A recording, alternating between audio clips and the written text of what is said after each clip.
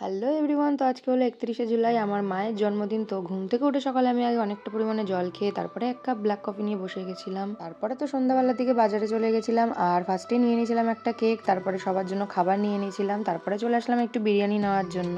খাবারের মধ্যে এই বিরিয়ানিটাই তো একটু মা খেতে ভালোবাসে। তো তারপরে কেক নিয়ে বাড়িতে আসার পরে মাকে বললাম যে আগে চোখ বন্ধ করে একটা উইশ চাও, তারপরে মোমবাতিতে ফু দাও। তারপরে আর কি একটা লক্ষ্মী মেয়ের মতো মা আমার কথা শুনে সেটাই করলো। কিন্তু ছোটবেলা থেকে মার যদিও একটা কথাও আমি শুনিনি, তো বাদ দাও, এটা জোকসা পাহাড় ঢুকে। আর আমার বাবার এখানে ভিডিও করার অবস্থাটা একবার দেখো। তারপরে মাকে বললাম তুমি আগে নিজেই কেকটা খাও, আর তারপরে তো বাবাকে খাওয়াতে যাচ্ছিল, বাবা বলছিল আগে মেয়েকে দাও, আর আমি তো এদিক থেকে বলছিলাম যে না না আগে বাবা তুমিই খাও। এইসবই চলছিল। তারপরে আমার সামর্থ্য মতো ছোট্ট ছোট্ট কয়েকটা জিনিস আমি মাকে গিফট হিসেবে দিলাম। আর মুখটা একবার দেখো না, কত সুন্দরভাবে কিউট ওয়েতে আমাকে থ্যাংক ইউ বলেছিল। আসলে ছোট ছোট জিনিসেই মা বাবারা অনেক খুশি হয়। তো আমি মাকে ওই 3-4টে জিনিস মতন দিয়েছিলাম, একটা mini perfume, nail polish, lipstick and একটা ইয়ারিং দিয়েছিলাম। হ্যাঁ, খুব বেশি জিনিস আর খুব ভালো জিনিস হয়তো আমি দিতে পারিনি, তবে এতেই আমার মা অনেক বেশি খুশি ছিল আর সেটা দেখে আমিও খুশি হয়ে গেলাম। তোমরা কিন্তু পরের ভিডিওর জন্য অবশ্যই সাবস্ক্রাইব করে দিও। চলো বাই।